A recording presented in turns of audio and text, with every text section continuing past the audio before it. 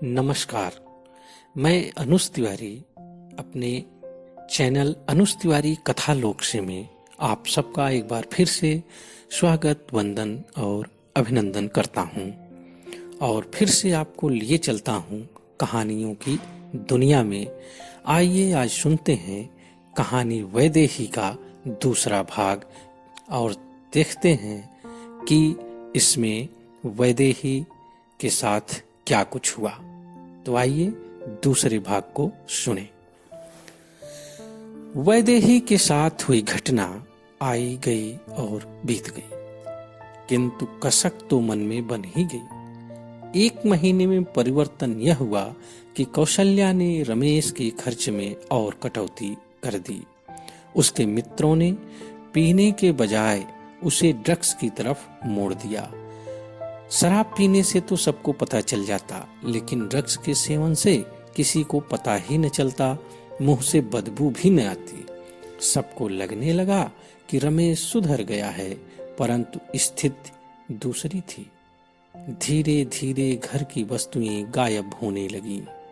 वैदेही जब सफाई करती तो उसे कुछ दवाइयों के पैकेट बेडरूम में मिल जाते। अधिक पढ़ी लिखी तो वह थी नहीं, इससे वह यह न जान पाती कि यह कौन सी दवा है। पूछने पर रमेश टाल जाता।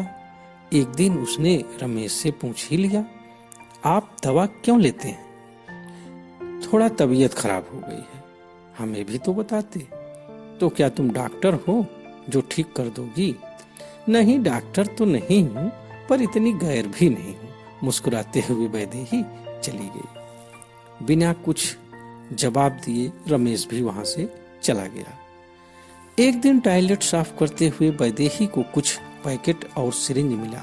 उसे शक हो गया, समझ में नहीं आ रहा था कि क्या करे। उसने यह सामान उठाकर अपने पास रख लिया। इधर रमेश के व्यवहार में अजीब परिवर्तन हो गया था। वह गुमसा अपने में खोया रहता, देर तक सोता, इधर उधर टहलता रहता, घर आने पर आलसियों की तरह लेट जाता। वैदेही में अब उसकी कोई रुचि नहीं रह गई। वैदेही के गहने भी एक एक कर गायब होने लगे थे। उसे समझ में नहीं आ रहा था कि आखिर उसके गहने कौन चुरा रहा है। डरते डरते कौशल्या को एक दिन उसने बात बताई, मम्मी जी, मुझे आपसे एक बात कहनी है। हाँ कहो बहू। मेरे गहने एक एक करके कोई चुरा रहा है। क्या?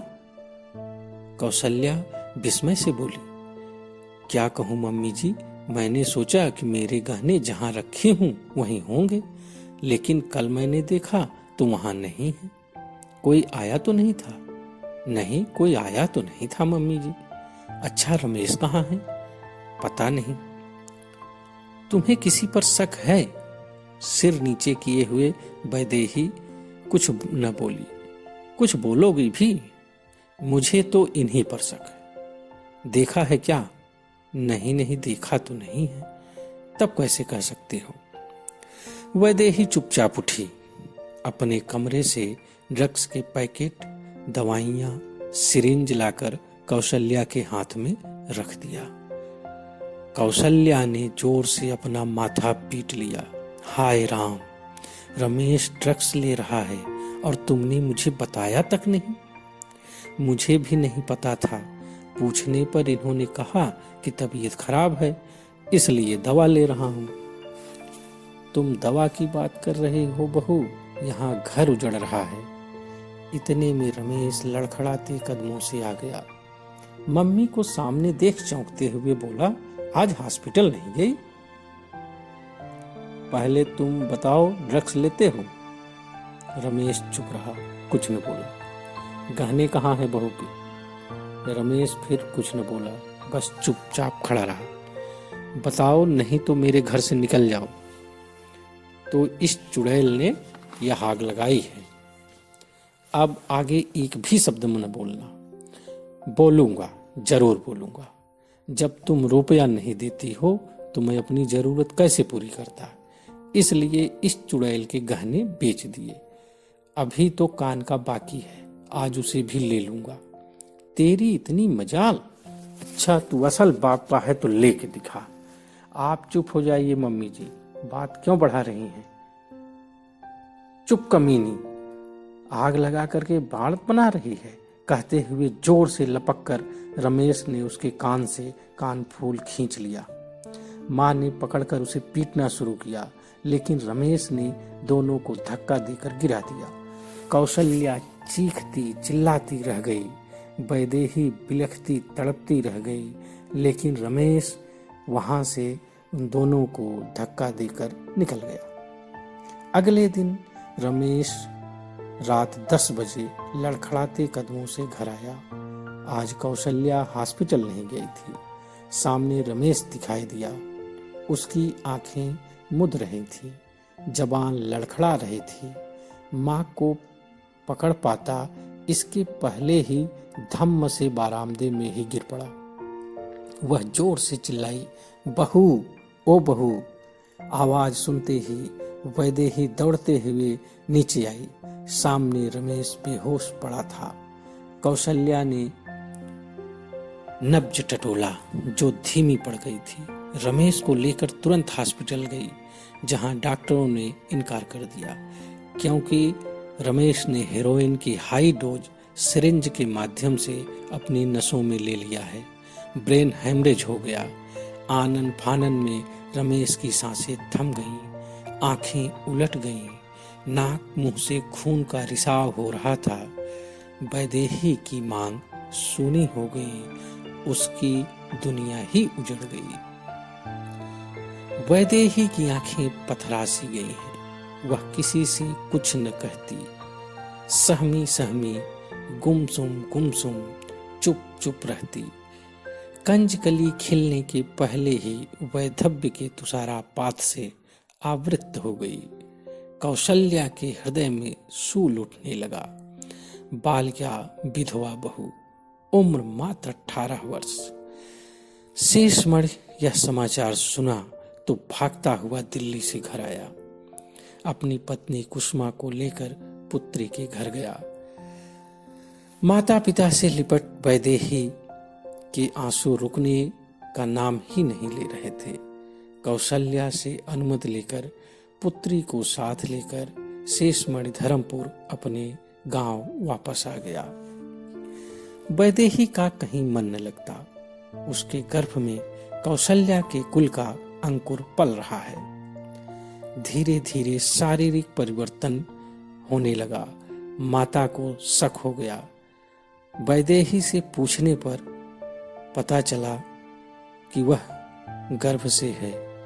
उसकी शंका निर्मूल नहीं सिद्ध हुई। माता पिता की चिंता बढ़ने लगी और यह जायज भी थी। गर्भ नष्ट करके वैदेही का विवाह क्यों न दूसरी जगह कर दिया जाए। शेषमणि ने कुसुमा से कहा, वैदेही से भी उसके मन की बात अवश्य पूछ लो।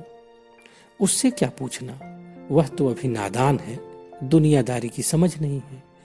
कौशल्या से ही पूछ लिया जाए। जाओ तुम ही पूछो, पूछने चले हैं। वो क्या बताएंगी?